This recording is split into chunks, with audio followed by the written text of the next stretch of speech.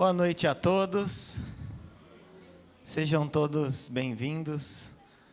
Vamos iniciar nossa celebração, nosso culto ao único e verdadeiro Deus, ao todo-poderoso Deus. Eu gostaria de ler os Salmos de número 32, uma poesia de Davi, dos versículos de 1 a 7. Diz a palavra de Deus: Feliz aquele cujas maldades Deus perdoa e cujos pecados Ele apaga. Feliz aquele que o Senhor Deus não acusa de fazer coisas más e que não age com falsidade. Enquanto não confessei o meu pecado, eu me cansava, chorando o dia inteiro. De dia e de noite, tu me castigaste, ó Deus, e as minhas forças se acabaram como o sereno que seca no calor do verão. Então eu te confessei o meu pecado e não escondi a minha maldade. Resolvi confessar tudo a ti, e tu perdoaste todos os meus pecados. Por isso, nos momentos de angústias, todos os que são fiéis a ti devem orar. Assim, quando as grandes ondas de sofrimento vierem, não chegarão até eles.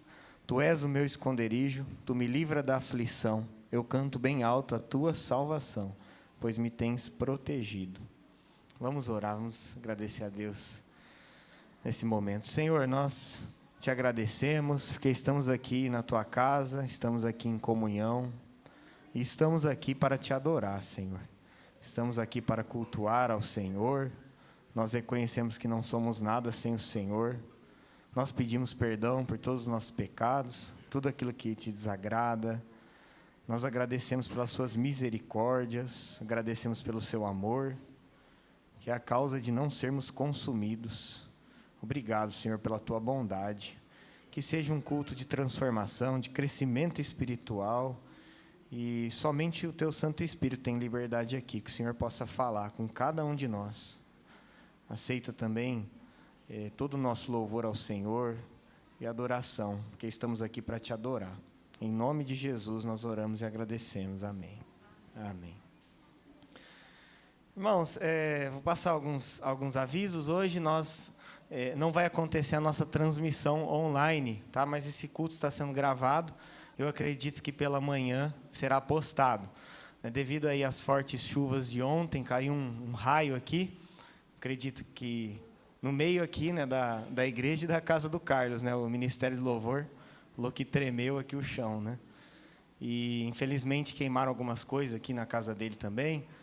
As nossas duas caixas, elas foram danificadas. Essas daqui o Senhor providenciou aí, né, uma pessoa lá de Ribeirão Preto que nos emprestou. A nossa já está indo para manutenção.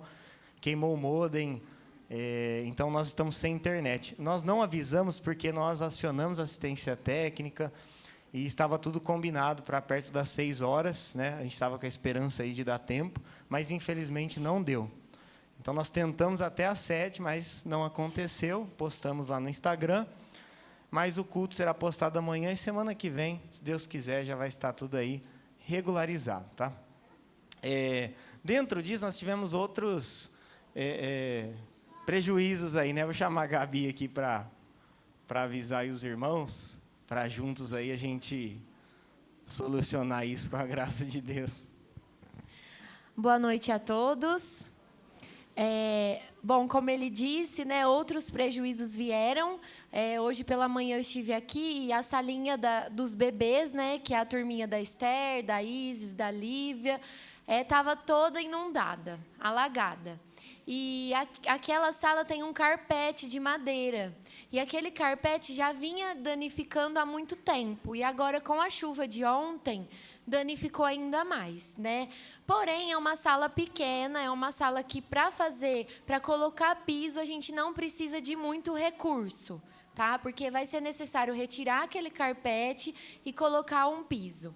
Então, junto com o Maurício e alguns irmãos, nós optamos por fazer uma campanha, uma rifa, para colocar o piso lá naquela salinha, fazer a manutenção no telhado e também para auxiliar nessa questão das caixas de som.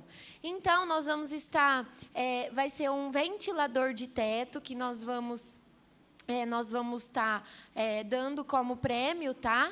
A rifa vai ter o valor de R$10. Então, assim, eu não vou fazer canhoto, não vou fazer papelzinho.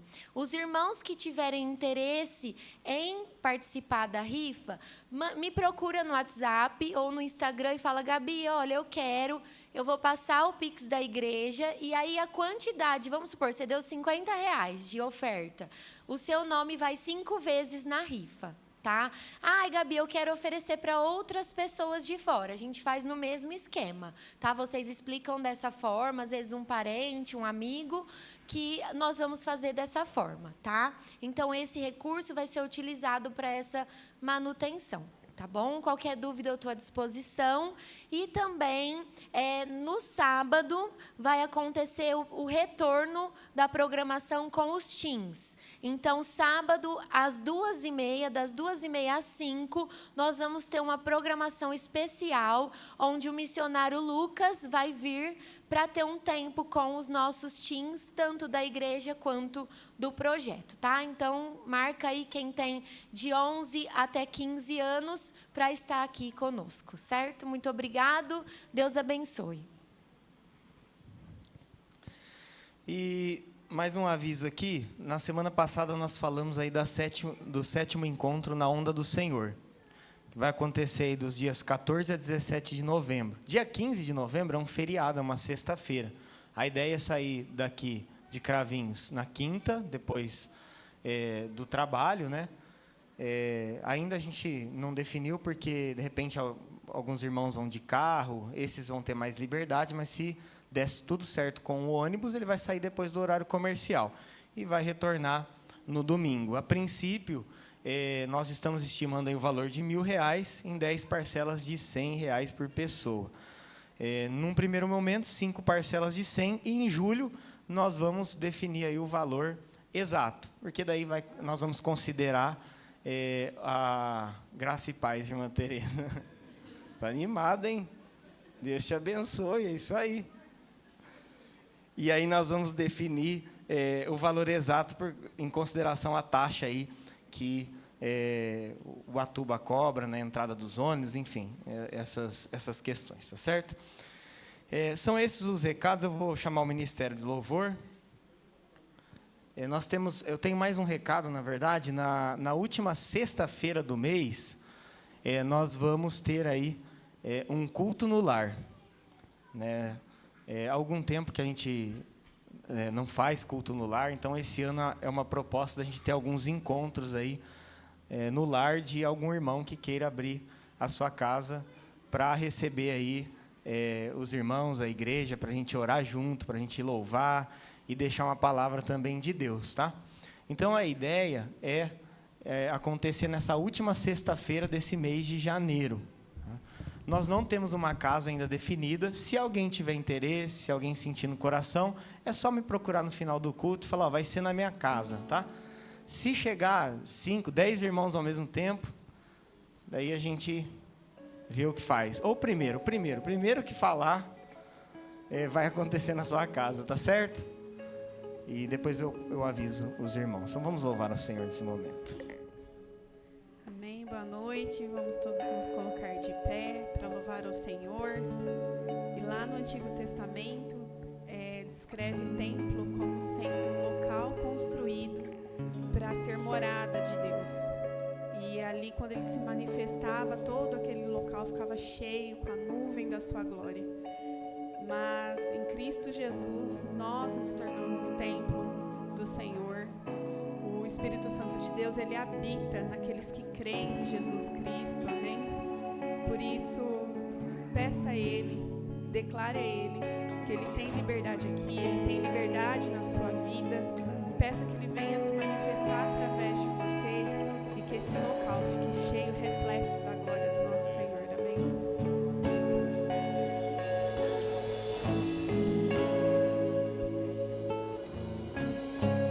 Tens liberdade aqui, Espírito de Deus, Espírito de Deus. Tens liberdade aqui, Espírito Santo, Espírito Santo. Tens liberdade aqui, Espírito de Deus,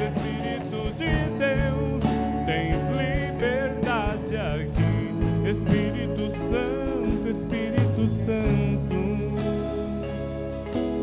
Eu sou tua casa, tua morada, eu sou teu lar.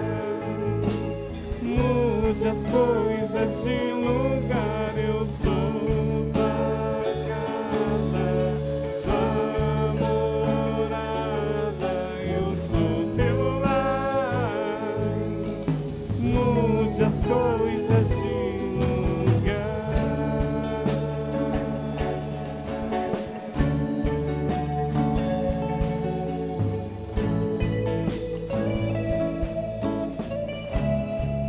Tens liberdade aqui, Espírito de Deus, Espírito de Deus. Tens liberdade aqui, Espírito Santo, Espírito Santo.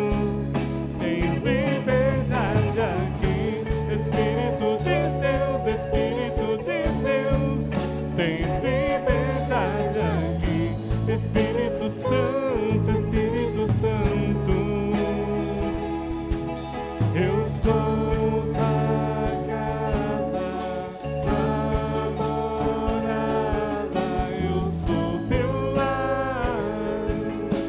Mude as coisas de lugar, eu sou tua casa, tua morada, eu sou teu lar.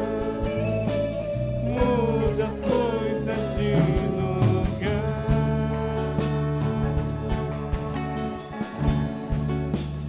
De lugar, Senhor. O teu perdão é completo, o teu perdão é completo. Ele sara minha alma, ele sara minha alma.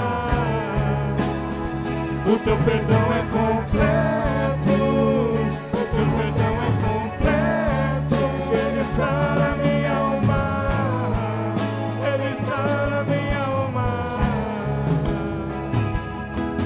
Eu sou tua casa, tua morada, eu sou teu lar.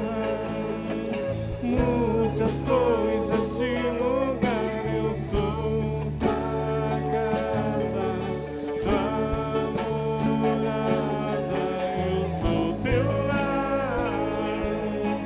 Mude as coisas, o teu perdão é completo, o teu perdão é completo. Ele sara minha alma, ele sara minha alma. O teu perdão é completo, o teu perdão é completo. Ele sara minha alma, ele sara minha alma. Eu sou tua casa, tua morada, eu sou teu lar. Mude as coisas de lugar, eu sou tua casa, tua morada, eu sou teu lar. Mude as coisas de lugar.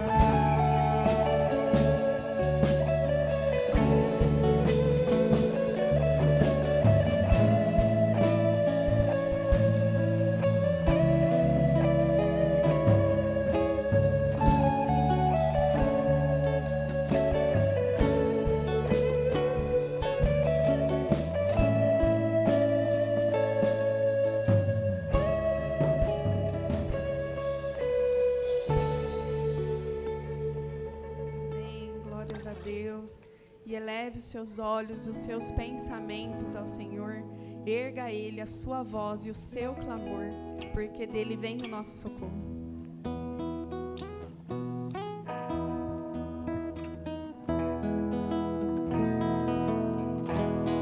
Eleva os meus olhos Eleva os meus olhos e o meu clamor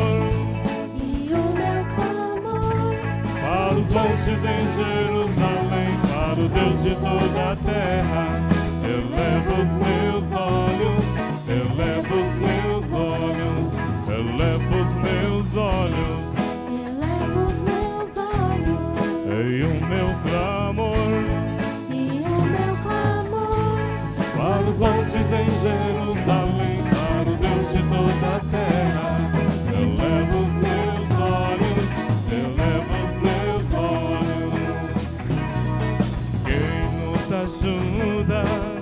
Senhor dos céus, Ele nos livra, Deus de toda a terra.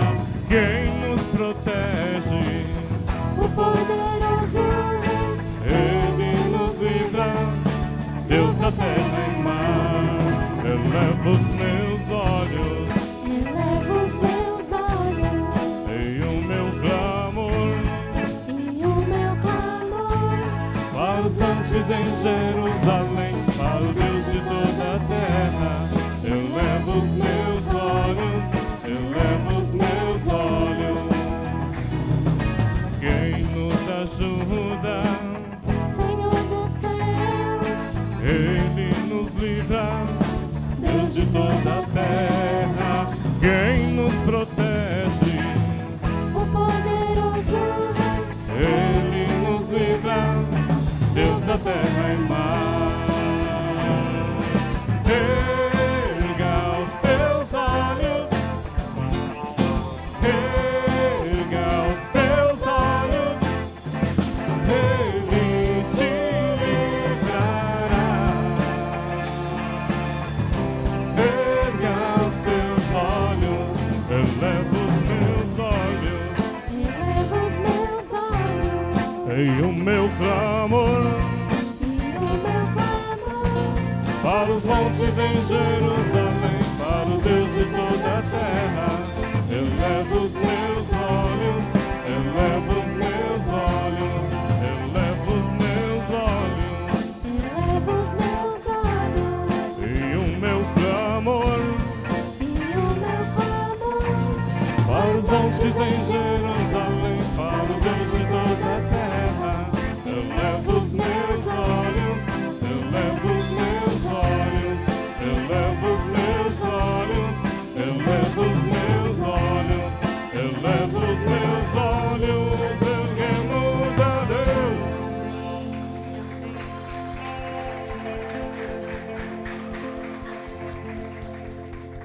Amém. Glórias ao Senhor Jesus. E é certo, Pai, que a sua bondade, a sua graça e a sua misericórdia nos acompanharão todos os dias das nossas vidas, ó Pai. E por isso nós anunciaremos da sua bondade, da sua fidelidade e do seu amor por nós. Te amo, Deus, tua graça nunca falha. Todos os dias eu estou em tuas mãos. Desde quando eu me levanto até eu me deitar, eu cantarei da bondade de Deus. És fiel em todo tempo, em todo tempo tu és tão bom. Com todo o fôlego que tenho, eu cantarei da bondade de Deus. Tua doce voz que me guia em meio ao fogo, na escuridão, tua presença me conforta. Sei que és meu Pai, que amigo és, eu cantarei da bondade de Deus. És fiel em todo tempo, em todo tempo tu és tão bom. Com todo fôlego cantarei da bondade de Deus. És fiel em todo tempo, em todo tempo tu és tão bom, com todo fôlego que tenho, eu cantarei da bondade de Deus.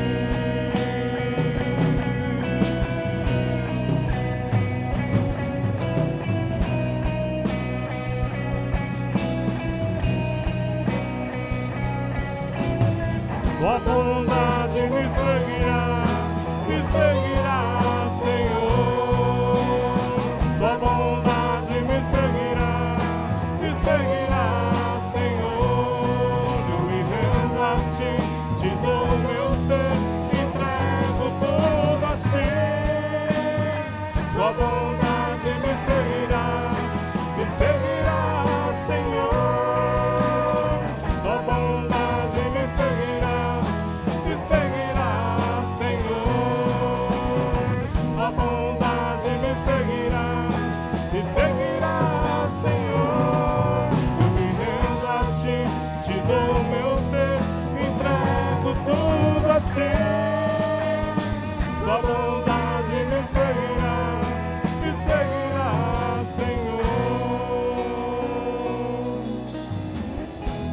És fiel em todo tempo,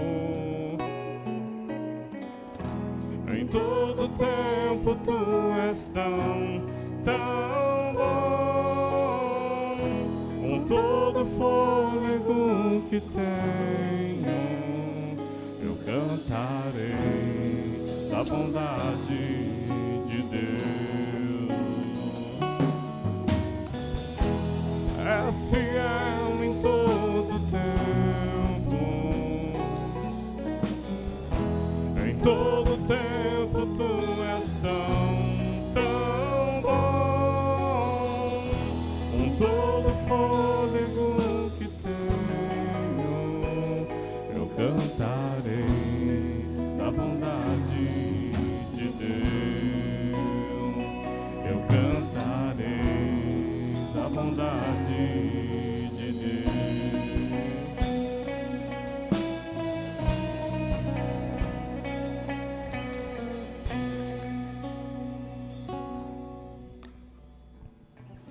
Amém. Senhor é bom, Ele é fiel. E eu sei que mesmo com muitos desafios, Ele tem suprido as nossas necessidades. E todo segundo domingo do mês, nós temos a oportunidade de cultuarmos a Deus com os nossos dízimos e as nossas ofertas. Nenhum visitante sinta ofendido, nós estamos aqui cumprindo os mandamentos do Senhor.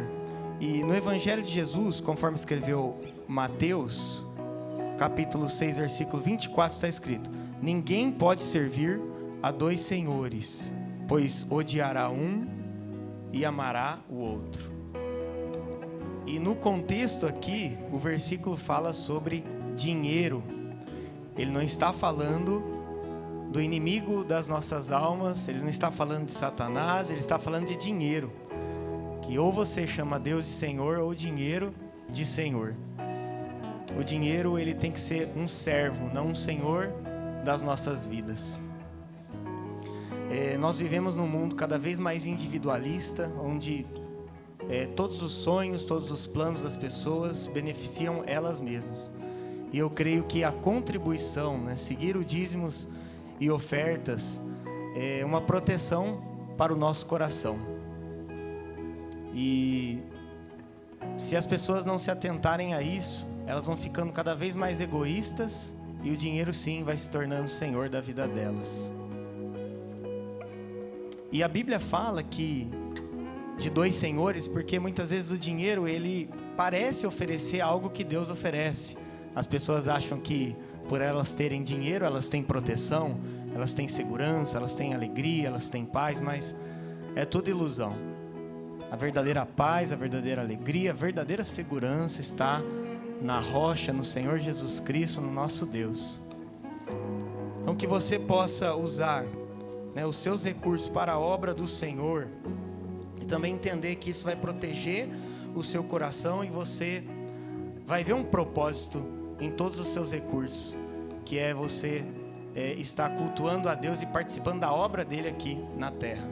E é um privilégio mesmo, né? Nós tivemos esses contratempos, esses prejuízos, mas que privilégio a gente, como igreja, contribuir e nos organizarmos e resolvermos isso para que a obra do Senhor continue, para que o recurso chegue nos missionários, para que o projeto continue. Isso é um privilégio do Senhor. Então que você possa fazer parte disso e seguindo aí os princípios de dízimos, que é fazer isso com alegria, com um coração alegre, sabendo que se nós temos condições de dar alguma coisa é porque Deus nos deu primeiro. Amém? Então vamos ofertar ao Senhor. És fiel em todo tempo, em todo tempo tu és tão bom, com todo o fôlego que tenho, eu cantarei a bondade de Deus. És fiel em todo tempo, em todo tempo tu és tão bom, com todo o fôlego que tenho, eu cantarei a bondade de Deus, eu cantarei da bondade de Deus. Pai amado e querido, queremos agradecer, meu Pai, por estarmos na Tua casa novamente, por estarmos aqui, meu Pai, fazendo parte da ordenação, meu Pai, que é bíblica, que está nas Escrituras. Agradecer por tudo. Na verdade, isso é um culto a Ti, Senhor Deus. Obrigado por tudo. Obrigado pelos meus irmãos, obrigado aqui pela saúde, pelas vestes, trabalho, família. Tudo é Teu, Pai. O Senhor continue abençoando cada vida aqui, Senhor Deus, nos dando o alimento de cada dia, Senhor Deus, e cada vez mais o Senhor nos dando a liberdade, Senhor Deus, cada vez mais o Senhor nos dando o amadurecimento nessa área, Senhor Deus, para que a gente cresça em todas as áreas, Senhor Deus. Não é só material não, material é só um detalhe, é o acréscimo do Senhor. O principal é o teu espiritual, Senhor, é o alimento espiritual. Ajude cada coração aqui, abençoe cada um que contribuiu, e aqueles ainda que não estão fazendo parte, meu Pai, dessa bênção, que o Senhor, meu Pai, vá no coração, abre o entendimento, para que seja aberto com portas do céu, chuvas de bênçãos na vida de cada um aqui, meu Pai amado. E consagre esses alimentos, que chegue na mesa dos necessitados, Senhor Deus, e cada vez mais cresça a Tua obra, Senhor Deus, que chegue todos os recursos, meu Pai, para que o Evangelho seja disseminado, meu Pai, para a Tua honra e glória. Obrigado por tudo, meu Pai, em nome de Jesus, amém.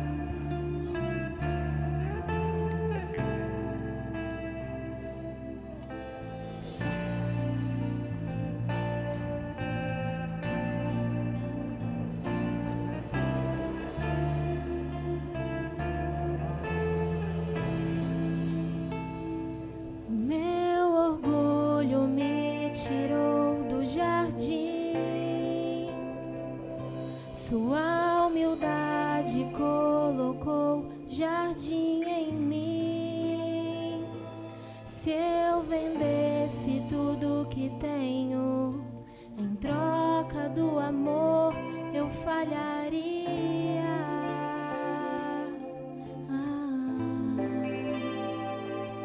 Pois o amor não se compra, nem se merece. O amor se ganha, de graça o recebe. Eu quero conhecer Jesus. Eu quero conhecer Jesus.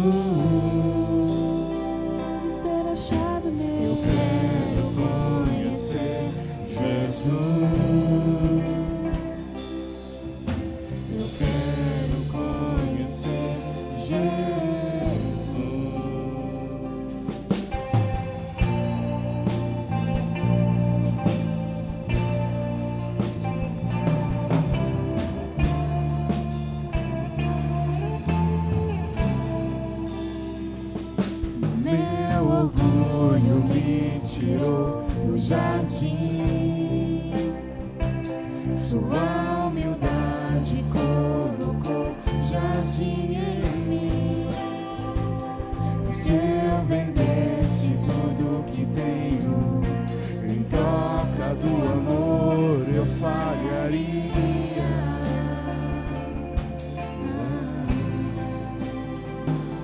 Pois o amor não se compra e nem se merece. O amor se ganha, de graça ou recebe. Eu quero conhecer Jesus. Eu quero conhecer Jesus. Ser achado nele. Eu quero conhecer Jesus. Eu quero conhecer Jesus. Meu amado é o mais belo entre milhares e milhares.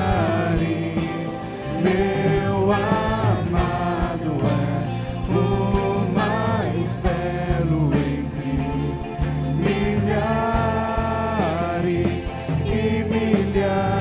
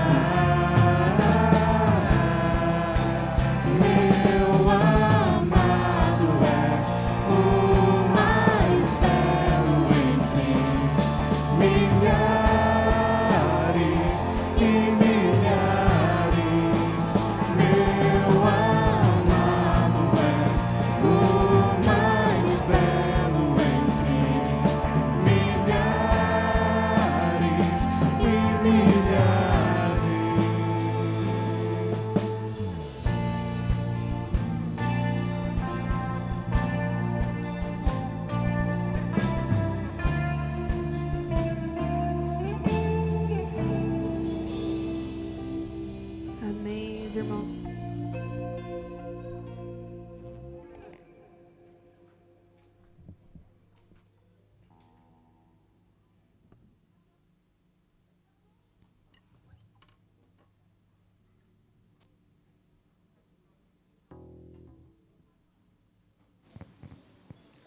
Amém. Vamos separar em classe agora. Nós vamos continuar nossa série aqui dos Evangelhos Unificados, o Evangelho de Jesus, e as crianças vão com as professoras Veri, professora Ketney e professora Cacilda. As crianças podem acompanhar as professoras.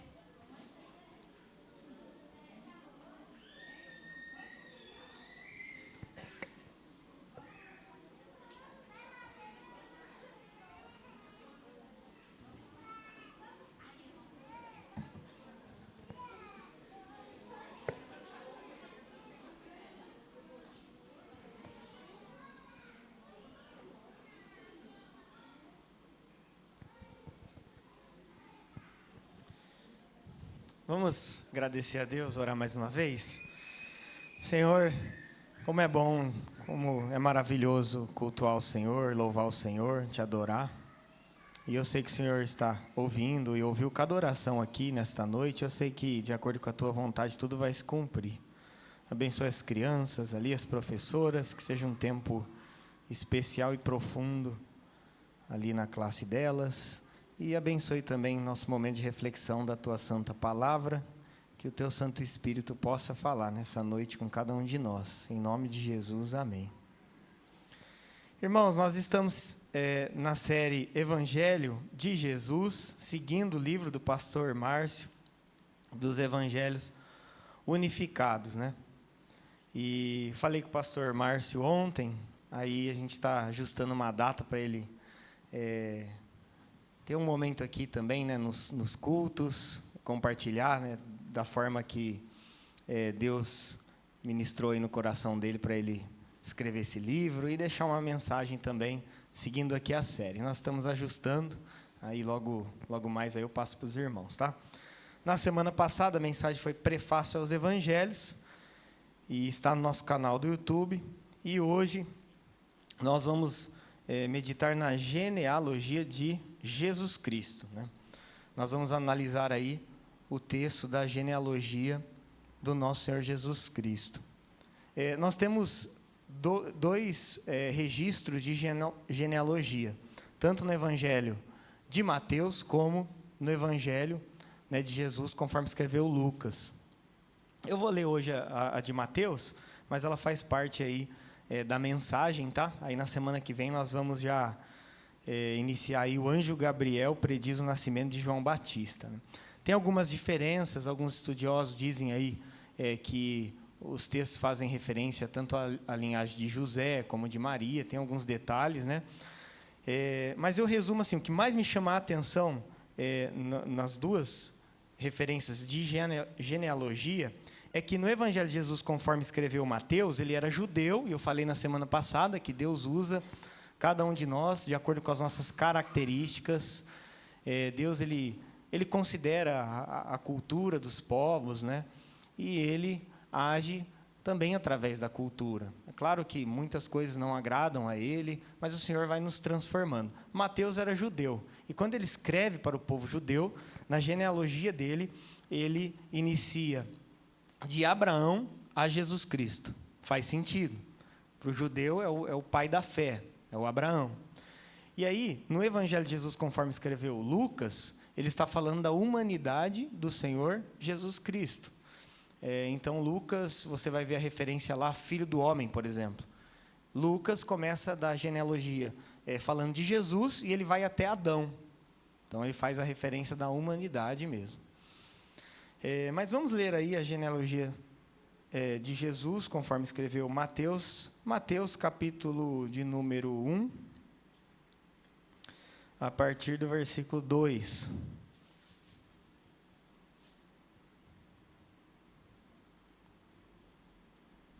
NVI, por favor. Abraão gerou Isaque. Isaque gerou Jacó. Jacó gerou Judá e seus irmãos. Judá gerou Perez e Zerá, cuja mãe foi Tamar. Perez gerou Esrom. Esrom gerou Arão. Arão gerou Aminadab. Aminadab gerou Nasson. Nasson gerou Salmão. Salmão gerou Boaz, cuja mãe foi Raabe. Boaz gerou Obed, cuja mãe foi Rute. Obed gerou Jessé. E Jessé gerou o rei Davi. Davi gerou Salomão, cuja mãe tinha sido mulher de Urias. Salomão gerou Roboão. Roboão gerou Abias. Abias gerou Asa. Asa gerou Josafá. Josafá gerou Jorão. Jorão gerou Uzias. Uzias gerou Jotão. Jotão gerou Acas. Acas gerou Ezequias. Ezequias gerou Manassés. Manassés gerou Amon. Amon gerou Josias. E Josias gerou Jeconias e a seus irmãos, no tempo do exílio da Babilônia. Depois do exílio da Babilônia, Jeconias gerou Salatiel. Salatiel gerou Zorobabel. Zorobabel gerou Abiúde. Abiúde gerou Eliaquim. Eliaquim gerou Azor. Azor gerou Sadoc. Sadoc gerou Aquim. Aquim gerou Eliúde. Eliúde gerou Eleazar. Eleazar gerou Matã. Matã gerou Jacó. e Jacó gerou José, marido de Maria, da qual nasceu Jesus, que é chamado de Cristo. Assim, ao todo, houve 14 gerações de Abraão a Davi, 14 de Davi até o exílio da Babilônia e 14 do exílio até Cristo. Amém? Um teste bom aí ler essa lista, né? Se travar, volta. Fica um tempinho bom aí, né? Irmãos, esse texto é maravilhoso. Eu me emociono quando eu leio essa lista aqui, as genealogias, porque, sabe, dá para a gente tirar muitas reflexões de como Deus é bom e de como a fé sempre é recompensada. Você crê nisso? Vamos repetir isso? A fé sempre é recompensada. Mais uma vez, a fé sempre é recompensada. A genealogia, ela tem, né, é um estudo, né, tem como objetivo de estabelecer a origem de um indivíduo. Quem foram aí os seus antepassados, né, os seus ancestrais, a sua família, a sua árvore genealógica, né? Você veio, né, de quem? E eu queria deixar uma pergunta aqui para todos. Se você pudesse, de alguma forma miraculosa, escolher os seus antepassados, os seus antepassados, quem eles seriam? Eu sei que você ama mamãe, vovó, bisavó. O cara não vai falar isso do lado do parente, né? A gente ama a nossa família. Mas eu creio que o orgulho humano, né, o nosso egoísmo, se a gente tivesse essa opção, provavelmente a grande maioria das pessoas escolheriam aí os grandes conquistadores, pessoas que foram grandes inventores, grandes famosos, né? E eu tenho certeza disso. Você ia fazer uma linhagem maravilhosa. Jesus, ele tinha esse direito e tinha esse poder. Deus pode todas as coisas. Ele poderia ter criado, desde Adão, né, e Abel, e aí vem Sete, uma genealogia incrível, maravilhosa, de grandes inventores, conquistadores, famosos, e quando chegasse a hora dele, todos iam olhar e falar assim, uau, não tem nem como questionar. Eu sei quem foi seu pai, eu sei quem foi seu avô, seu bisavô, seu tataravô. Seu tataravô nem me fala. Ele revolucionou o mundo. Não precisa nem falar, nós cremos no Senhor. Jesus, ele tinha esse direito. Deus, ele tinha esse poder. Mas o texto não mostra isso, né? E eu creio naquele versículo de João, né, capítulo 1, versículo 16, diz assim, porque todos nós temos recebido da sua plenitude e graça sobre graça, não só nós, como também todos os nossos antepassados. Porque você vai ver nessa lista, e também nos heróis da fé, em toda a lista aí do Antigo Testamento, dos que foram salvos, de alguma forma eles foram salvos pela fé, por colocarem a fé no Senhor nosso Deus. E, de alguma forma, eles acreditavam no Messias que viria, eles acreditavam que Deus ia fazer algo e que ia gerar uma grande salvação, e isso é pura fé, e eles eram salvos por essa fé que eles apresentavam. O justo, ele viverá pela fé, diz a palavra de Deus. Muitos dessa lista estavam ali por promessas feitas aos pais, muitos estavam por experiências que tiveram e por decisões que tomaram depois de terem uma oportunidade de fazerem a vontade de Deus. Os pecados dos nossos irmãos aqui que eu vou comentar, o Senhor, ele não... a Bíblia fala que o Senhor esquece dos nossos pecados quando nós confessamos Ele. O nosso Deus é o Deus dos recomeços. Ele dá novas chances. E o que está escrito aqui é para o nosso aprendizado, não é para a gente ficar expondo. Se a Bíblia fosse escrita nos nossos dias, provavelmente algum de nós aqui, ou dos nossos irmãos, estariam com as suas histórias registradas num tempo futuro para aprendizado dos nossos irmãos. Imagina, você nem ia saber, e daqui a 200 anos, 100, 200, 300 anos, as pessoas iam estar lendo lá, falando, nossa, que decisão errada que ele tomou, não devia ter feito isso, eu também não vou fazer. Então, os erros aqui, é para mostrar para cada um de nós, olha, anda por esse caminho, não vai por esse caminho não, se afasta disso. Certo? Então, nós vamos pontuar aqui alguns dos que estão na genealogia, e eu gostaria de colocar o foco aqui nas mulheres. Por quê? Se você lê o Antigo Testamento, você não vê mulher aparecendo na genealogia. Então, já mostra como o Senhor Jesus Cristo revolucionou todas as coisas, e como que ele quebra essas barreiras aí culturais, né, de raça, de tribos, de nações, e homens e mulheres. Aí você vai ver uma genealogia no Antigo Testamento de patriarcado, pai primogênito, e assim vai. E aqui nessa lista, o Senhor inspirou ali o Mateus, né, a colocar o nome dessas mulheres. Isso já quebrava grandes barreiras da época. E vamos ler a história delas. Hoje a pregação nós vamos ler bastante textos aí, e o texto é maravilhoso e já vai trazer essa reflexão tão simples, mas tão profunda para cada um de nós. A primeira mulher mencionada nessa lista é Tamar. Né? A Bíblia diz que Abraão ele gerou Isaac. O pai da fé gerou Isaac, Isaac Jacó, Jacó gerou Judá e seus irmãos. Judá, José. Judá gerou, vamos falar Pérez aqui, que é mais fácil, né? Mas não tem acento. Perez. Vamos falar Perez. Pérez é mais bonito. Pérez e Zerá, cuja mãe foi Tamar, primeira mulher que aparece aqui. Se você abrir lá em Gênesis capítulo 38, uma vez um rapaz chegou e falou assim, eu não acredito na Bíblia, não. Eu não sei como que você tem fé nesse Deus, olha essas histórias aqui da Bíblia, olha isso, e pontuou algumas histórias. A Bíblia ela não esconde os fatos, para mostrar mesmo a graça de Deus, a maravilhosa graça de Deus em meio aos pecados dos homens e às escolhas erradas dos homens. Gênesis 38 registra a história de Tamar. Vamos ler. A partir do versículo 1, diz assim, por esse tempo, Judá se separou dos seus irmãos e foi morar na casa de um homem chamado Ira, que era da cidade de Adulã. Ali, Judá ficou conhecendo a filha de um cananeu chamado Sua. Judá casou com ela. É claro que isso ia acontecer. Imagina, você conhece um homem e fala assim, e aí você se encanta pela filha dele e você pergunta o nome para ele, qual é o nome da sua filha? É Sua. O cara casou na hora. Desobedecendo ao Senhor, porque era uma mulher de outro povo, mas o sogro facilitou demais, né? Aí ele casou com ela. E ela lhe deu um filho, a quem ele chamou de Er. Ela ficou grávida outra vez e teve outro filho, a quem ela deu o nome de Onã.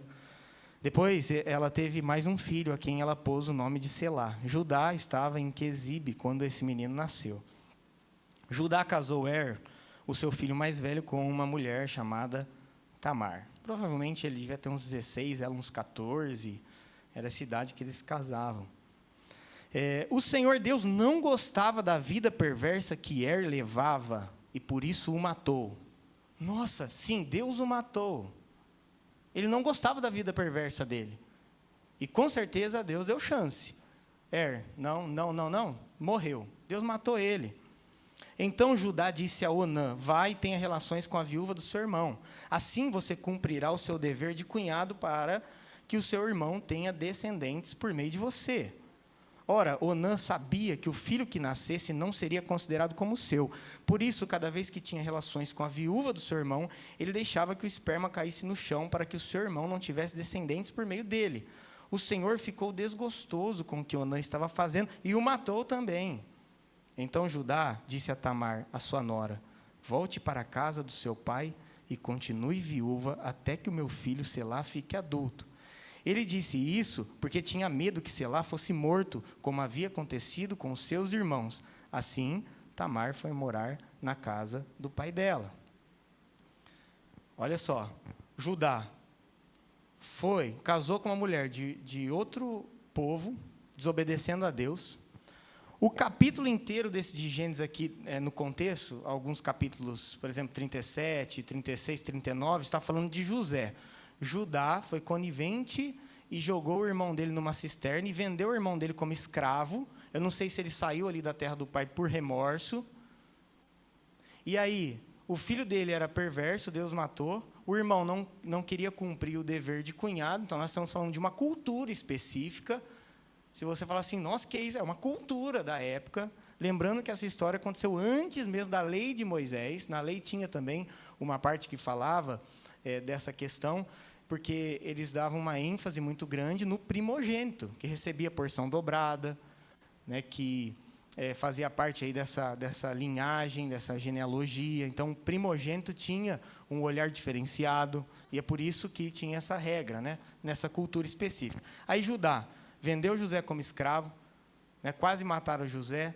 Judá sai da terra do pai, casa com uma mulher de outro povo, o filho dele era perverso, o outro filho não quis cumprir, mas a conclusão que ele chega é: a zica está em Tamar. Casei o primeiro, morreu. Casei o segundo, morreu. Tamar, vai lá para a casa do seu pai, deixa o menino crescer um pouquinho mais. Aí eu mando, mas ele não ia mandar. E a Bíblia registra isso. Versículo 12. Passado algum tempo, a mulher de Judá morreu. Quando acabou o luto, Judá foi até Timnate, onde estavam cortando a lã das suas ovelhas. E o seu amigo Ira, de Adulã, foi com ele. Alguém contou a Tamar que o seu sogro ia a Timnate a fim de cortar a lã de suas ovelhas. Então ela trocou de roupa, deixando de lado as suas roupas de viúva, cobriu o rosto com um véu e se disfarçou. Em seguida, foi e se sentou perto da entrada da cidade de Enaim, que fica no caminho para Timnate. Ela fez isso porque sabia muito bem que Selá já era homem feito, mas Judá não havia mandado que ela casasse com ela.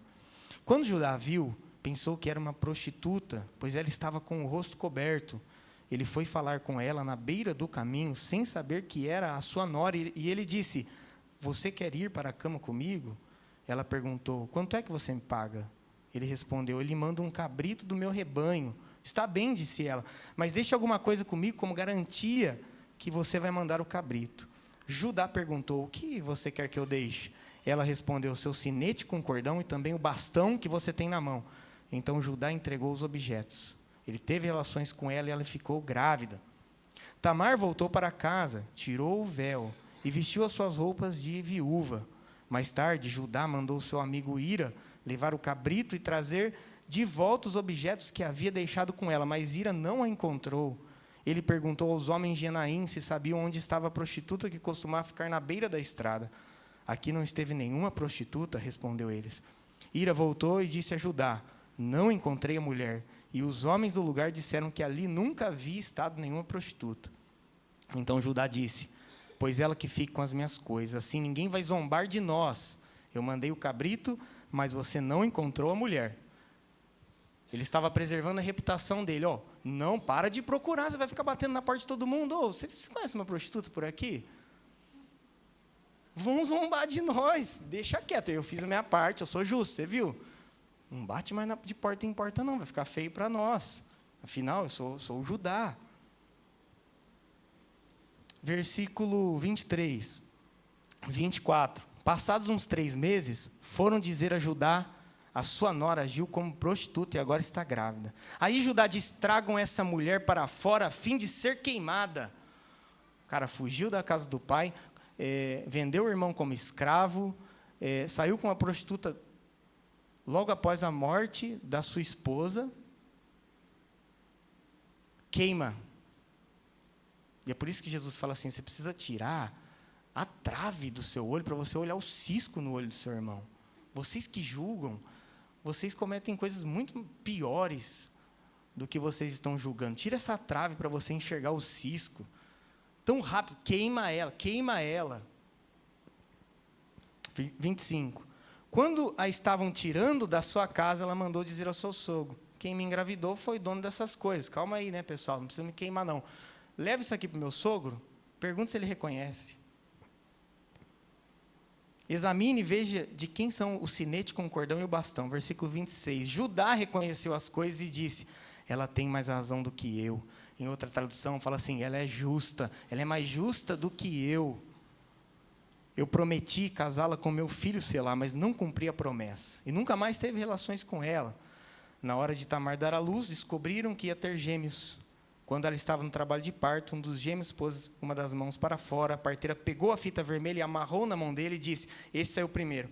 Mas ele puxou a mão e o irmão gêmeo nasceu primeiro. Então a parteira disse, como você abriu o caminho, e puseram nele o nome de Pérez. Depois nasceu o outro, que estava com a fita vermelha amarrada na mão, e ele recebeu o nome de Zerá.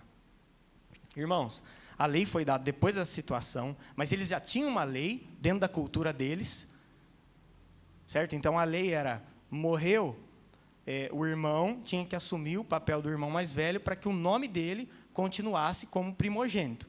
E isso ia dar todos os direitos ao filho. Então, se o Onã tivesse cumprido, os direitos iam para o filho de Er, mesmo que tenha sido de Onã. E o Onã não quis, né? Ele se recusava a fazer isso, o Senhor matou, e aí a Tamar vai em busca do direito dela. Em nenhum momento, é interessante, porque eu busquei muitas referências, muitos comentários, e ninguém... você não tem um comentário dessa situação. Mas eu gostaria de pontuar que essa história aqui não quer dizer que os fins justificam os meios, não é isso. Deus aprovou essa situação, vai contra os princípios, ela ter se disfarçado e tudo mais, né, de prostituta, ter feito o que ela fez. Não é uma questão se Deus aprovou ou não, não é uma questão da gente olhar com a lente da nossa cultura, é a gente tentar entender a época, a cultura da época e os recursos que eles tinham disponível. E essa mulher, ela fala assim, eu sou a matriarca dessa família. Ela sentia algo, e ela tinha que fazer algo. E ela fez dentro das condições dela. Ela poderia ter sido queimada, morta, descoberta ali mesmo, mas ela foi até o final. E a graça de Deus, mesmo nos erros dos homens, alcança essa família, e essa mulher está registrada na genealogia do Senhor Jesus Cristo. Você fala assim, o Messias, o Rei, o Santo de Israel, primeira menção é Tamar. Você escolheria essa história para fazer parte da sua genealogia? A segunda mulher é Raabe, uma gentia e uma prostituta de Jericó. Ela morava em cima das muralhas de Jericó. Nós passamos lá em Jericó e tem algumas pedras ainda, os destroços, né, das muralhas, e as pedras eram gigantes, irmãos. Dava para fazer casas e casas em cima dessas muralhas. E Raabe morava em cima das muralhas. E Josué, capítulo 2, que registra a história dessa mulher, vamos ver na linguagem de hoje, por favor?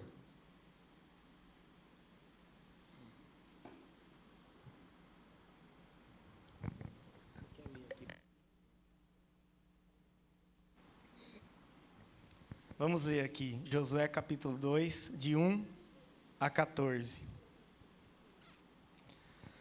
Do acampamento do Vale das Acácias, Josué mandou secretamente 2 espiões com a seguinte ordem: examine bem a terra, especialmente a cidade de Jericó. Então eles foram e entraram na casa de uma prostituta chamada Raabe e se hospedaram ali. E chegou aos ouvidos do rei de Jericó a seguinte notícia: alguns israelitas chegaram aqui de noite para espiar a terra. Só um detalhe: os espias não entraram na casa da prostituta com más intenções, ok? Eles entraram porque lá eles não levantariam suspeito. Como é que eles iam bater na porta de alguém e falar, nós estamos aqui espiando? Por isso que eles foram lá. Versículo 3. Então o rei mandou para Raabe o seguinte recado: os homens que estão na sua casa vieram para espionar toda a terra. Traga esses 2 para fora. Mas Raabe já os havia escondido. E ela respondeu aos mensageiros do rei: é verdade que alguns homens vieram à minha casa, mas eu não sabia de onde eram.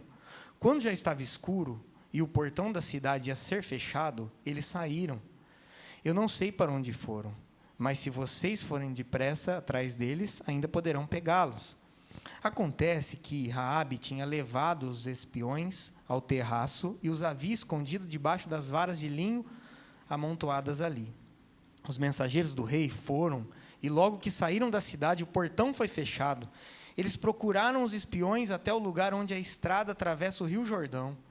Antes que os espiões fossem dormir, Raabe subiu ao terraço e disse a eles: eu sei que o Senhor deu esta terra a vocês, os israelitas. Para dizer a verdade, todos nós estamos morrendo de medo. Soubemos que o Senhor secou o Mar Vermelho diante de vocês quando saíram do Egito. Também ficamos sabendo como a leste do rio Jordão vocês mataram Seom e Og, os reis dos amorreus, e destruíram os seus exércitos. Quando ouvimos essas coisas, perdemos a coragem e todos nós ficamos com muito medo por causa de vocês. O Deus de vocês, o Senhor, é Deus lá em cima do céu e aqui embaixo na terra. Então agora jurem em nome do Senhor e prometam que vão ser bons para a minha família, para eu também, porque eu também tratei vocês com bondade. Para isso peço que me deem um sinal que não deixe dúvida. Salvem o meu pai, a minha mãe, os meus irmãos e as minhas irmãs e as famílias deles. Não deixem que nos matem. Os homens responderam: nós prometemos, e se não cumprirmos a nossa palavra, nós é que deveremos morrer e não você. Se você não contar a ninguém o que estamos fazendo, fique certa de que cumpriremos a nossa promessa. Quando o Senhor nos der esta terra, seremos bons para você e mostraremos que somos homens de palavra. Irmãos, a fé sempre é recompensada. Porque de tantas prostitutas de Jericó, de tantas pessoas de Jericó, que os espiões poderiam, de alguma forma, ter tentado se esconder, por que que eles foram na casa de Raabe? Porque o Senhor viu o coração de Raabe. E isso é registrado na declaração dela. Quando esses homens estão lá, ela fala assim: nós ouvimos. E o Deus que vocês servem é Deus no céu e na terra. E eu escutei os milagres que ele operou na terra do Egito. Eu ouvi que vocês atravessaram o Mar Vermelho em terra seca. E eu sei que essa terra vai ser de vocês. Eu sou aqui de Jericó, e Jericó tinha uma grande fortaleza que era impossível ser conquistada, a não ser que se fosse pela fé. Por isso que eles rodearam e o Senhor entrega Jericó na mão dos israelitas. Mas essa mulher declara algo pela fé, e ela é recompensada e salva. O justo viverá pela fé. Agora, uma mulher que não era do povo de Deus, novamente, como Tamar, está na genealogia do nosso Senhor Jesus Cristo. E o filho dela foi Boaz. E ela foi tataravó de Davi, porque ela depositou a fé no Senhor Deus Todo-Poderoso. Às vezes você fala assim: não, Deus não vai usar minha vida, eu não sou ninguém, não sou nada. Irmão, deposita a sua fé no Senhor Jesus Cristo, que Ele vai fazer grandes coisas. Ela gerou Boaz. Boaz foi bisavô de Davi. Raabe, então, foi tataravó do rei Davi e está na genealogia do nosso Senhor Jesus Cristo. A terceira mulher é Ruth, uma moabita.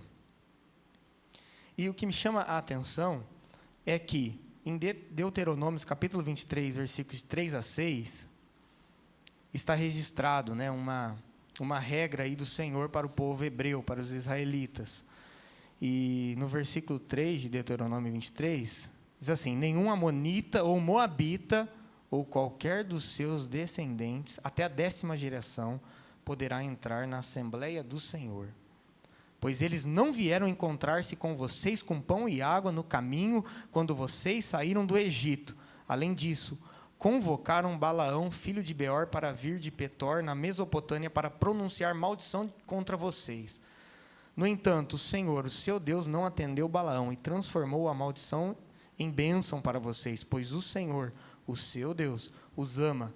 Não façam um tratado de amizade com eles enquanto vocês viverem. Eu não quero que vocês sejam nem amigos dos moabitas. Por isso, irmãos, que a vingança, ela pertence ao Senhor.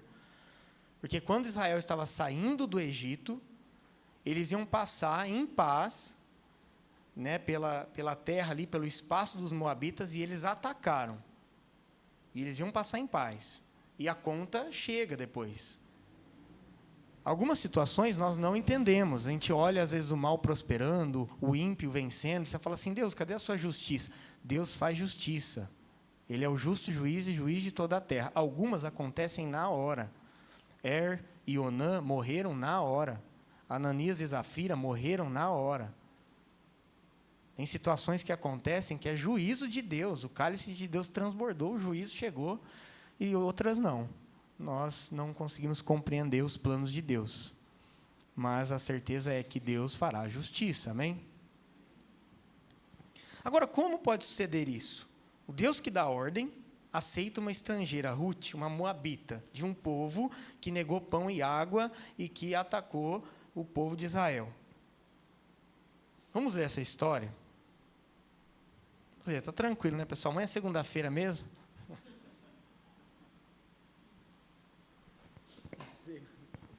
Está animado em ir para a segunda, né? Ruth, capítulo 1, versículo 1. Diz a palavra de Deus: no tempo em que Israel era governado por juízes, houve grande fome naquele país. Por isso, um homem de Belém, na cidade da região de Judá, foi com uma mulher e os seus 2 filhos morar por algum tempo num país chamado Moabe. O nome desse homem era Elimeleque, e o da sua mulher, Noemi. Os 2 filhos se chamavam Malom e Quilion. Essa família era de Efrata, um povoado que ficava perto de Belém de Judá. Eles foram para Moabe e ficaram morando ali. Algum tempo depois, Elimeleque morreu, e Noemi ficou com os 2 filhos, que casaram com as moças moabitas. O nome de uma delas era Orfa, e o da outra, Ruth. Quando já fazia quase 10 anos que estavam morando ali, Malom e Quilion também morreram, e Noemi ficou só, sem os filhos, sem o marido. Um dia, Noemi soube que o Senhor tinha ajudado o seu povo, dando-lhe boas colheitas. Então, ela se aprontou para sair de Moabe com as suas noras.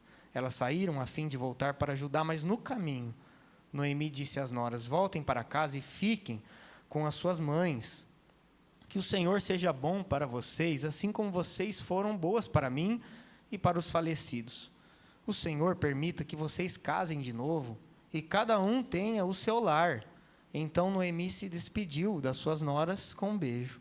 Porém, elas começaram a chorar alto e disseram: não, nós não voltaremos. Nós iremos com a senhora e ficaremos com o seu povo.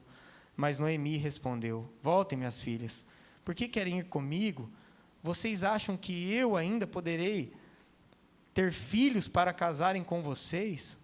Voltem para casa, porque já estou muito velha para casar de novo. Pois, ainda que eu tivesse esperança de casar outra vez, ou mesmo que casasse esta noite, chegasse a ter filhos, será que vocês iriam esperar até que eles crescessem para vocês casarem com eles? É claro que não, minhas filhas. O Senhor está contra mim, e isso me deixa muito triste, pois vocês também estão sofrendo. Aí elas começaram a chorar alto outra vez, então Orfa se despediu da sua sogra com um beijo e voltou para o seu povo. Mas Ruth ficou. Veja, disse Noemi, a sua cunhada voltou para o seu povo e para os seus deuses. Volte você também para casa com ela. Porém Ruth respondeu: não me proíba de ir com a senhora, nem me peça para abandoná-la. Onde a senhora for, eu irei, e onde morar, eu também morarei. O seu povo será o meu povo. Até esse momento, ela ia acompanhar a sogra. Mas a próxima frase dela coloca ela na genealogia de Jesus Cristo, porque ela diz: e o seu Deus será o meu Deus. Isso é fé, e a fé sempre é recompensada. O pecado de todos eles não os condenaram a ponto de lançarem eles no inferno. A graça de Deus salvou e deu um novo começo para cada um desses nossos irmãos dessa lista, dessa genealogia. Isso é fé. Noemi, o seu Deus será o meu. Noemi disse assim: filha, volte, né? Ainda que eu gerasse filhos, né? Vocês não iam conseguir esperar, eu já estou de idade. Volta. E aí a Noemi, ela diz assim: o Senhor tem me castigado, eu perdi meu marido, eu perdi meus filhos, eu nem sei como está a terra. Eu ouvi falar que Deus tem sido bom para com a minha família, eu vou voltar, eu não tenho ninguém. Aí ela fala assim: o seu Deus será o meu Deus. O Porque ela ouviu falar do Senhor dos Exércitos, Senhor Todo-Poderoso. A fé que ela deposita ali é uma fé verdadeira, porque ela não está seguindo Noemi pelas bênçãos de Deus, mas pelo Deus das bênçãos. Não tinha nem bênção, ela escolheu Deus. Ela nem sabia o que ia acontecer, ela escolheu Deus. E aí Deus abençoa ela, porque tinha o filho de Raabe, que precisava de uma mulher de fé, para dar continuidade a uma linhagem que viria o rei Davi. O Boaz estava esperando a Ruth aparecer lá. Que história maravilhosa. Quando depositamos a fé no nosso Deus, Ele transforma todas as coisas, irmãos. Por isso que no Novo Testamento fala que Deus escolheu as coisas loucas deste mundo para confundir as sábias, os que não são para confundir os que são. E no final de tudo a glória é dele. Quando ela coloca a fé em Deus, está escrito lá, a lei de Moisés, as leis não, a graça de Deus é aplicada. No Salmo 51:17 diz assim: ó Deus, o meu sacrifício é um espírito humilde, tu não rejeitarás um coração humilde e arrependido. Vocês lembram da série de Jonas?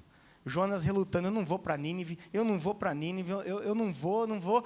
E aí acontece tudo o que aconteceu, Jonas chega em Nínive e fala assim, ó, se vocês não se arrependerem, Deus vai destruir a cidade. O povo começa a chorar e toda a cidade se arrepende. E aí Jonas fala assim, é por isso que eu não queria vir, Deus. Eu te conheço, eu sei que se eles chorarem e se arrependerem, o Senhor salva. O Senhor é bondoso demais. É porque Deus não rejeita um coração quebrantado e humilde. Então eu vejo a mão de Deus em toda essa lista. A fé sempre é recompensada. Agora tem essa última personagem aqui que realmente me intriga, né? O nome dela consta aqui por toda a situação e tudo o que aconteceu, né? Que é Betseba.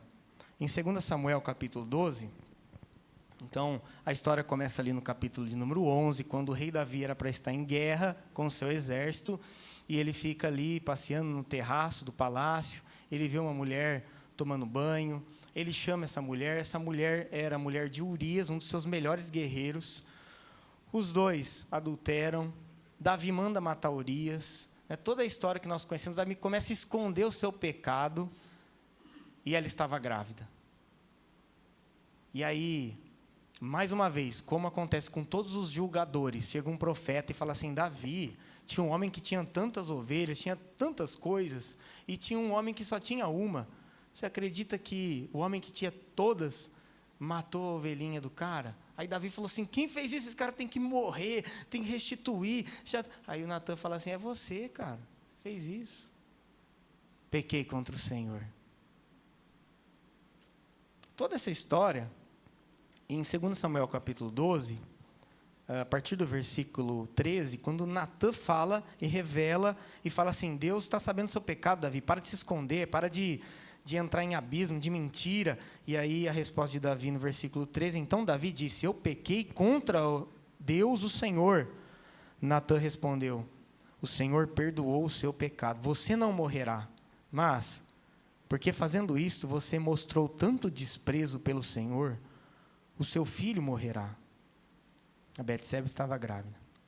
Aí Natan foi para casa. Então o Senhor fez com que o filho de Davi e da mulher de Urias ficasse muito doente. Davi orou a Deus para que a criança sarasse, não quis comer nada, entrou no seu quarto e passou a noite inteira deitado no chão. Então os funcionários do palácio tentaram fazer Davi se levantar, mas ele não quis e não comeu nada com eles. Uma semana depois a criança morreu e os funcionários ficaram com medo de dar a notícia a Davi. Eles disseram, enquanto a criança estava viva, Davi não respondia quando falávamos com ele.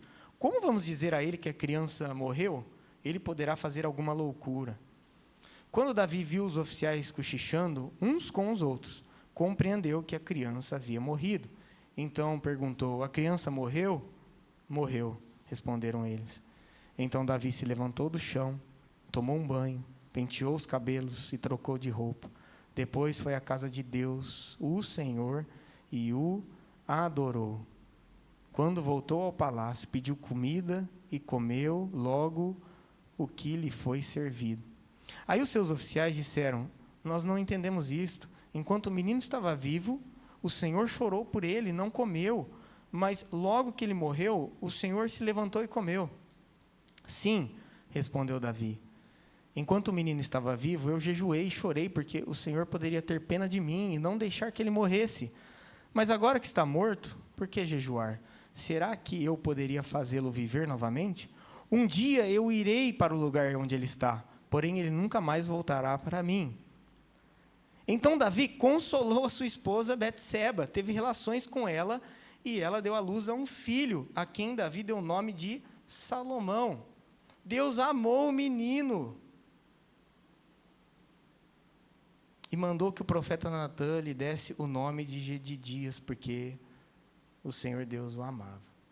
Irmãos, eles adulteram, acontece uma série de catástrofes, de tragédias, o filho morre,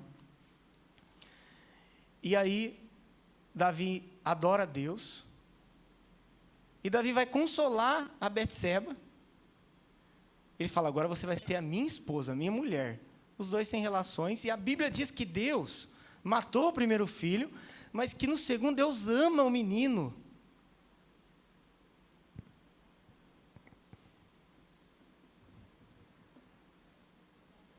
Joga essa pergunta lá no discipulado, vamos ver o que o povo vai falar. É graça de Deus, como o mesmo Deus que fala assim, nossa, eu abomino o que vocês fizeram. Você vai pagar por isso, Davi, você não vai morrer, mas você vai pagar. Aí ele vai e adora a Deus, se troca, vai lá, e os dois continuam um relacionamento. Agora, Davi chama ela de esposa. Então você vê como que um compromisso e uma aliança feita da maneira certa, independente de tudo que aconteceu, a graça de Deus alcança, e aí Deus dá sabedoria a esse menino como não deu para nenhum outro na história da humanidade. Ele amou Salomão. Isso é graça de Deus, irmãos. E isso está aqui na genealogia. A gente estava conversando lá, né, o Guilherme Thalita, né? Perguntei para eles, falei assim, o que Jesus escrevia lá na areia? Porque cada um tem uma teoria, né? Quando eles pegam uma mulher adúltera, correm com a mulher, Jesus estava lá na areia, eles perguntam assim, Jesus, essa mulher foi pega em adultério. Na lei de Moisés manda apedrejar. Podemos apedrejar ou libera ela? Se ele falar que libera, vamos para cima dele. Está indo contra a lei de Moisés. Se ele mandar tacar pedra, o povo já vai falar, ele é igual aos fariseus e a fama dele acaba. O pessoal vai ficar com medo dele. E cadê o homem na situação? Deixaram, né? Geralmente a mulher sofria nessas questões do pecado. O homem também era pecador, ele tinha que ser apresentado ali. Largaram o cara para trás. E aí Jesus se abaixa então e escreve na areia, né? Falei, tem tantas teorias, tem uns que dizem que Jesus escrevia os pecados, né? Adúltero, mentiroso. Até falei numa pregação há uns anos atrás, né? Tem algumas igrejas que às vezes acontece alguma coisa, a pessoa pecou, aí traz a pessoa, né? Fala, ó, ela fez isso, isso e isso. Então ela vai sentar lá naquele último banco. Olha o pessoal me xingando na internet. Vai sentar lá no último banco. Dá vontade de falar assim, oh, peraí. Deus está me revelando aqui, ó, todo mundo que está na pornografia, todos os adúlteros, todos os mentirosos, peraí, já chama todo mundo. Vamos chamar. O povo ia. Foi o que Jesus fez, ó. Quem não tem pecado, atira a primeira pedra. Todo mundo começou a soltar as pedras. E foram embora. Aí a gente conversando, falei assim, nossa, será que Jesus lembrou, naquele momento ali na areia, que a bisavó dele, a tataravó dele, eram prostitutas, moabitas. A Tamar fez o que fez. É a história da família dele. E naquele momento, ainda bem que a graça foi aplicada a esses pecadores. E eles tiveram uma vida transformada. Imagina se no momento do pecado deles, Deus executasse juízo e não desse nova chance. Quem sobreviveria? Se Deus nos matasse no nosso primeiro erro e pecado, não ia ter nem essa igreja aqui, ia estar todo mundo morto. Porque todos nós falhamos, erramos e pecamos. E louvado seja o Senhor pela graça maravilhosa dele, amém? Eu não sei se era isso que Jesus escrevia, né? O nome da família, ninguém vai saber, tá? Já aparece alguém aí cercando a área e fala, gente, encontramos o escrito de Jesus. R$100 para entrar. E não, eles não cobram lá. A maioria dos lugares que nós somos, eles não cobram. Mas na areia não dá também, né? Se achar, eu vou desconfiar, né? Areia. Enfim. Glória a Deus que o Senhor dá novas chances, né, para cada um de nós. Irmãos, eu já vou caminhar aqui para o final. Em Miqueias capítulo 7, versículo 18 a 19, você vê esse trecho das Escrituras sendo cumprido na história de todos esses homens e mulheres que eu mencionei aqui. Vamos ler esses 2 versículos.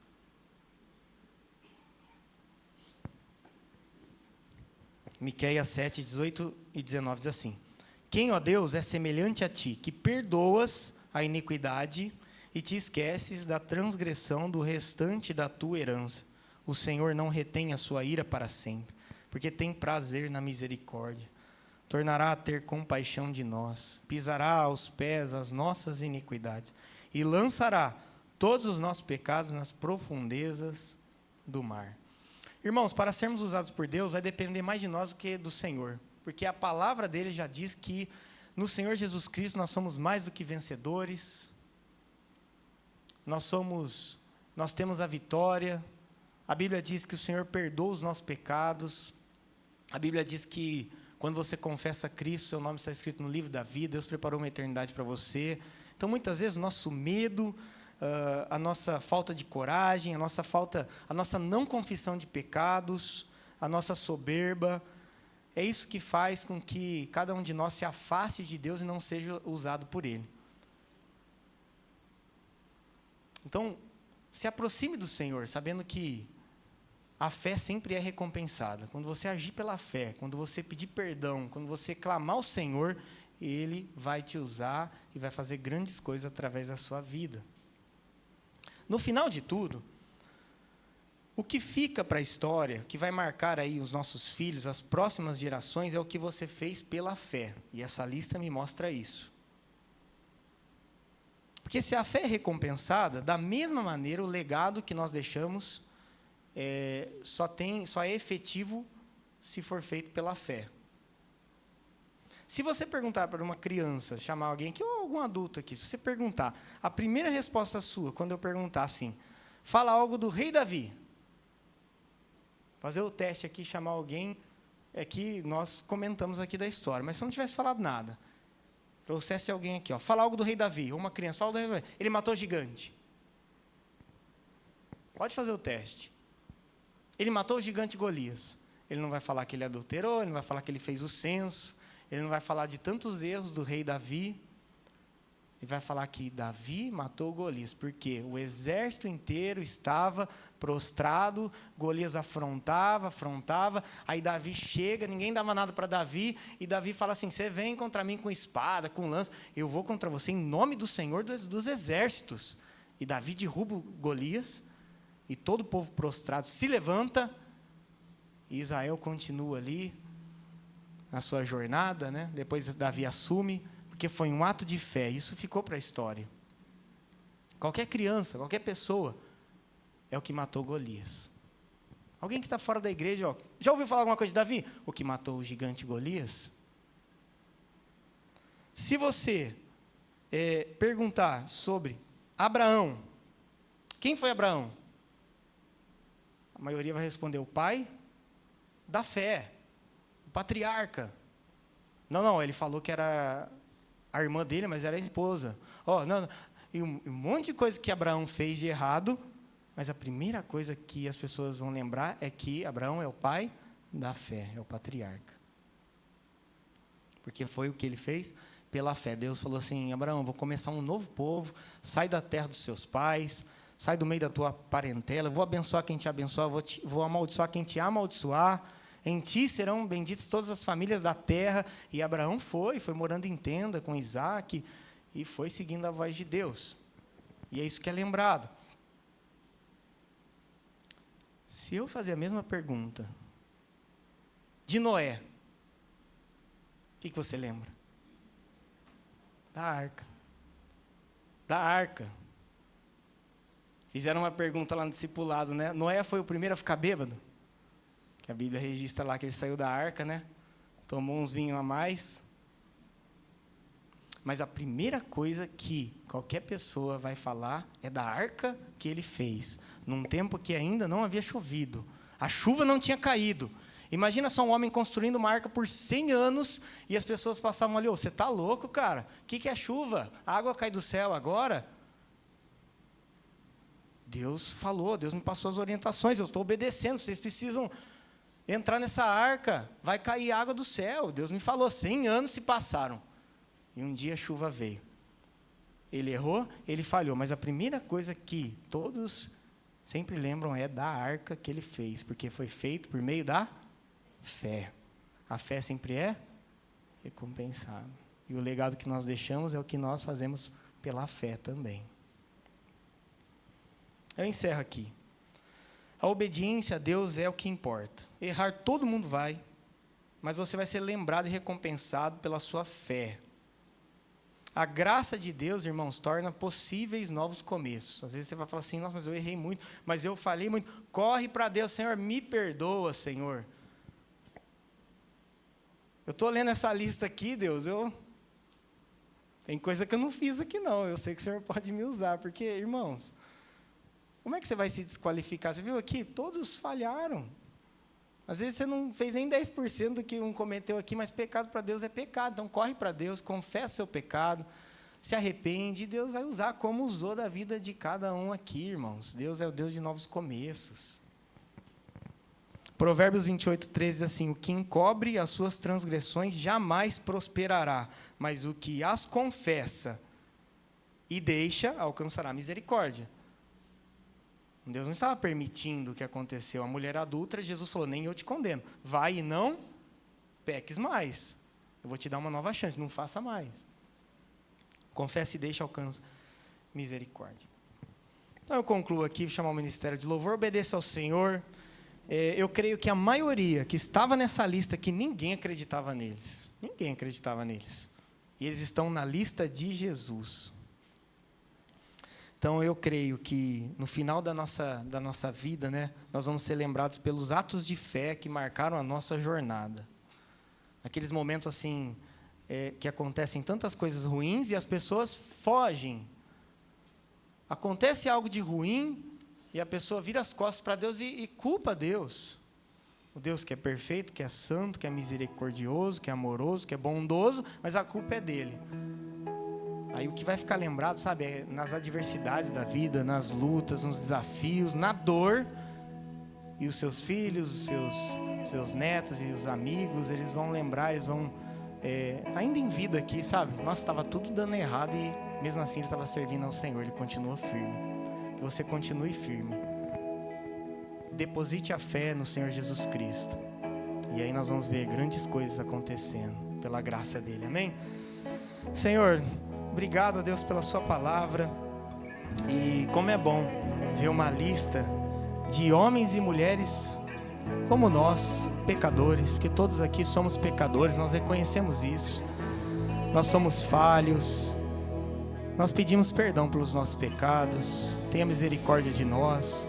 Espírito Santo, nos ajuda a te obedecer, a falar não ao que te desagrada, e que possamos, todos nós aqui, ir embora desse culto com a convicção que a tua graça é maravilhosa e que o Senhor faz nova todas as coisas. O Senhor é o Deus dos novos começos, é o Deus dos recomeços, e quando depositamos a nossa fé no Senhor, o Senhor nos usa de uma forma poderosa. E cada irmão meu aqui, que eu, todos nós possamos todos os dias depositar a nossa fé no Senhor, sabendo que o Senhor tem cuidado de cada um de nós. Em nome de Jesus. Amém.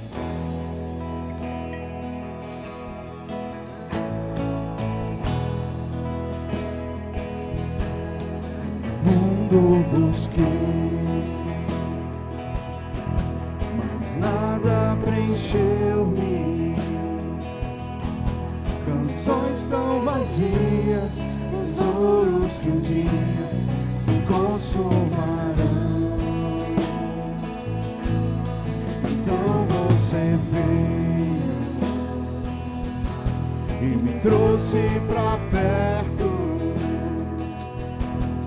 e todo desejo é satisfeito em seu amor. Não há nada, nada melhor, não há nada, nada melhor, não há nada, nada melhor que o meu Deus. Não há nada, nada melhor, não há nada, nada melhor, não há nada, nada melhor que o meu Deus. Não tenho medo de expor minhas fraquezas, defeitos e falhas, não vou esconder. Um amigo encontrei, o Deus das montanhas, é o Deus dos vales, e não há lugar que a sua graça não possa me achar.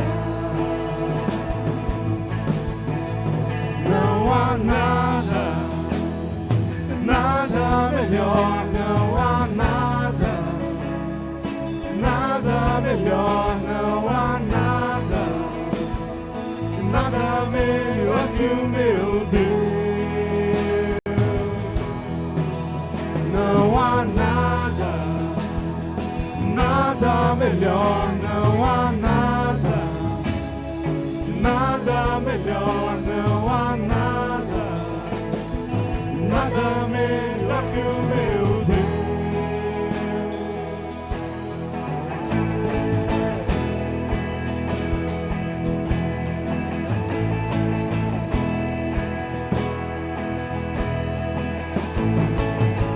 Torna o luto em festa, a vergonha em glória, traz beleza nas cinzas, o Senhor pode fazer. Traz a vida ao sepulcro, faz de ossos soldado, faz do mar o caminho, o Senhor pode fazer. O Senhor pode fazer, só o Senhor pode fazer. Não há nada, nada melhor, não há nada, nada melhor, não há nada, nada melhor que o meu Deus. Não há nada, Não há nada, nada melhor, não há nada, não há nada, nada melhor, não há nada, não há nada, nada melhor que o meu Deus. Não há não há nada, nada, nada melhor, não há nada, não há nada, nada melhor, não há nada, não há nada, nada melhor que o meu Deus.